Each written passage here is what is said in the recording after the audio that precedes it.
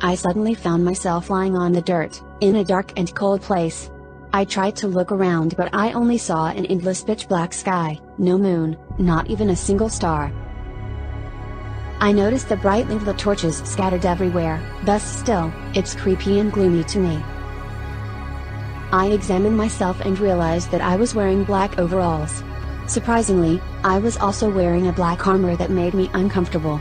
I glanced at my side and saw the handle of the golden sword protruding from the black leather sheath hanging on my belt. I urged myself to get up to study my surroundings furthermore and felt the cold dirt underneath my feet. Wearing my armor and all, I was barefoot.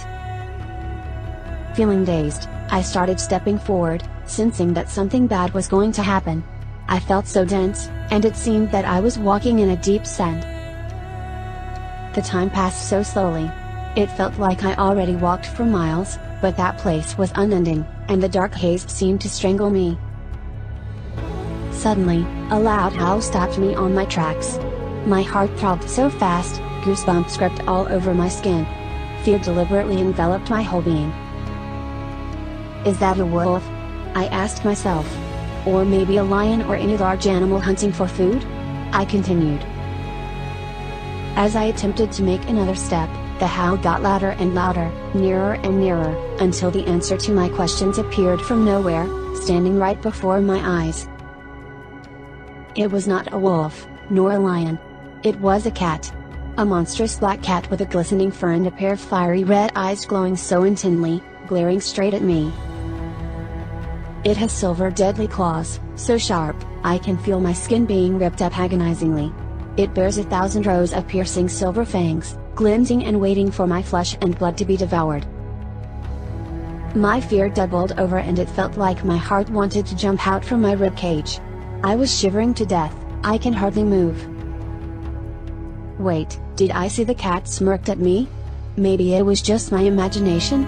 Or the gloomy lights were just making me hallucinate things.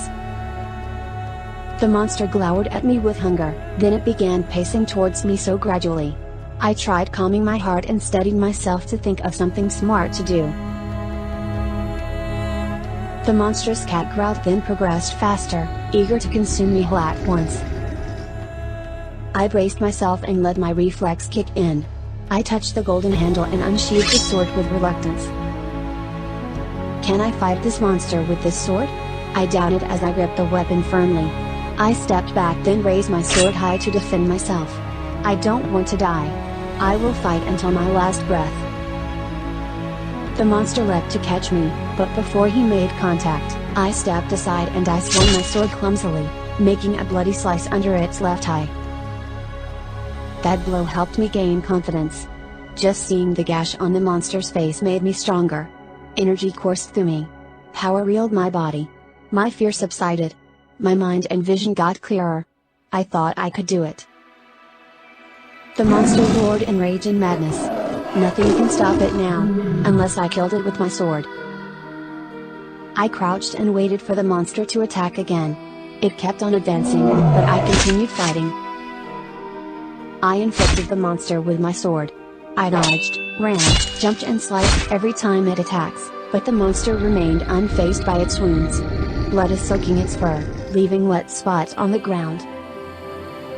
I could feel that I was slowly losing my strength, draining me, straining my body every time I move. The sword grew heavier in my hand.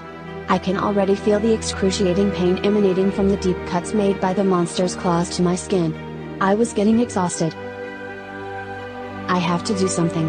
I want to end it now and stay alive as much as I can. The monster attacked once more and I prepared my final blow, hoping to kill it at last. I jumped backwards and raised my sword. Aiming for the monster's right eye, I put all my remaining strength to my hand and shouted as I tossed my sword towards the beast. I tightly shut my eyes closed for a moment, and whispered a short prayer. Then I opened my eyes with uncertainty, and stared at my shaky hands.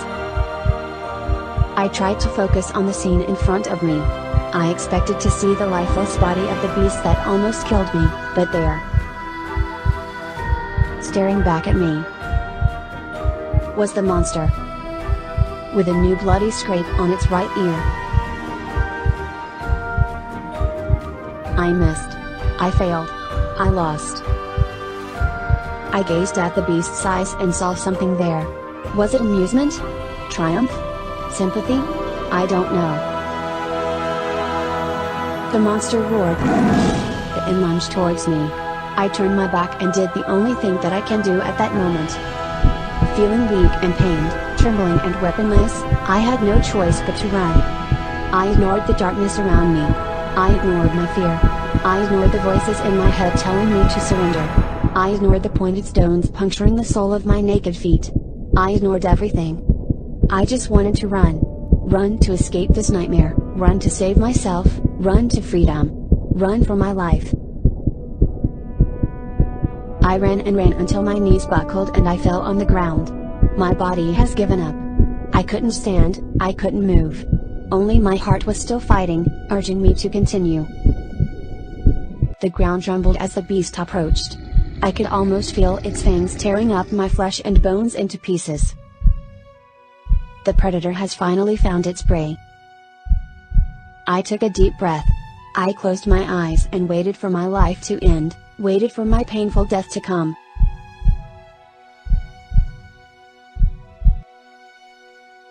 Then,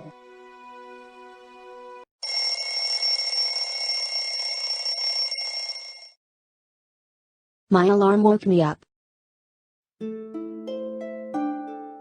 Sighing so deeply, I tried to sit up.